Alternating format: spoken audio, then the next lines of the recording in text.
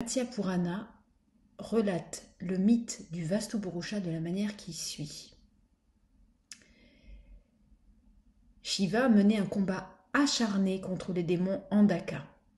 Et en pleine confrontation meurtrière, Shiva, dans sa ferveur, fit couler une goutte de transpiration sur son front qui s'échoua sur le sol pour venir le féconder. Naquit de cette union une sinistre créature, le Purusha. Insatiable et mortifère, le Vastu-Purusha aspirait à engloutir l'univers tout entier. Il commença par ingérer le sang du démon Andaka, qui gisait inerte sur le sol. Mais le Vastu-Purusha a été continué à être terrassé par la faim. D'ailleurs, je vous ai dit Vastu-Purusha, mais c'est tout d'abord, il s'appelait le Purusha. Il entreprit alors de dévorer les 3 régions dédiées au dieu Shiva. Et donc, le dieu de la transformation, Shiva, à dessein de maîtriser son dévot, tout en voulant le gratifier, l'autorisa à engloutir ses terres. Et le Purusha saisit de ses griffes les terres de Shiva, formant un trou béant dans lequel il s'échoua. Brahma, Shiva, Rakshasas, des démons et des dévas l'enserrèrent. Et nous trouvons dans la mythologie hindoue bien d'autres détails. Mais en tout cas, ils le contraignirent à rester face contre terre, au nord-est, avec la tête au nord-est, pour provoquer son illumination et obtenir le pardon de Brahma. Et on positionna ses jambes au sud-ouest. Ainsi, les Devas élirent résidence autour et aux côtés du Purusha, qui fut ainsi élevé au rang de maître de la demeure et nommé Vastu-Purusha. Et j'ai envie aujourd'hui d'en faire une interprétation pour que l'on puisse aller plus loin au-delà de l'histoire, mais pour comprendre en fait l'essence du Vastu. Et on va prendre point par point le mythe pour en faire émerger les symboles et une compréhension spirituelle.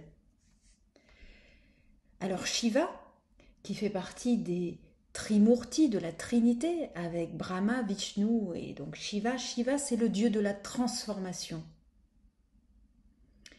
Et on dit que Shiva menait un combat acharné contre le démon Andaka. Si l'on se réfère à l'étymologie du mot diable, dia c'est séparé en 2.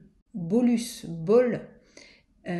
bolus, c'est le nom grec qui signifie motte de terre. C'est aussi un petit peu plus loin, c'est une prise médicamenteuse en une seule fois, en une seule prise, une seule boule. C'est-à-dire, bolus représente l'unité. Et donc, dia et bolus signifient rompre l'unité. Et en fait, Shiva, qu'est-ce qu'il fait lorsqu'il mène ce combat contre Andaka? Il se bat finalement contre la dualité. Et c'est un combat sans fin finalement. Il a du mal à venir à bout de ce démon. Et il devient épuisé, mais dans cette ferveur qu'il habite, eh bien, il fait tomber une goutte de transpiration et cette goutte de transpiration va féconder la terre.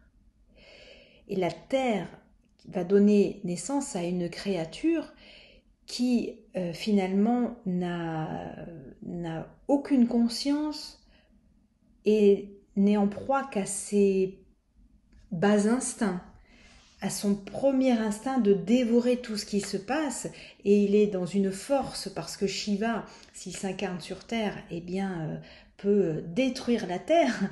Et bien cette force qui est justement dans cette créature qui est enfantée par Shiva, eh bien va être mal employée parce qu'il n'y a pas l'amour, parce qu'il n'y a pas la conscience.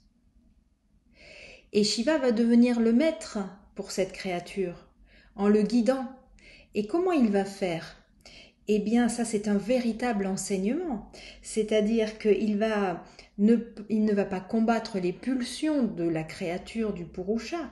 Il va utiliser les pulsions de la créature du Purusha pour pouvoir arriver à ses fins et lui permettre d'accéder à l'élévation de sa conscience. Et donc là, c'est un véritable enseignement, c'est de comprendre que en chacun de nous, il n'y a pas à combattre toutes ces pulsions, ces sentiments, ces pensées qui sont là en permanence. Il n'est pas lieu de les combattre, mais il est lieu de s'en servir, de voir qu'elles existent pour pouvoir justement les leurrer en quelque sorte et faire comme Omram appelle, ce qu'Omram appelle une greffe spirituelle, c'est-à-dire se servir de cette énergie, des pulsions, pour pouvoir s'élever.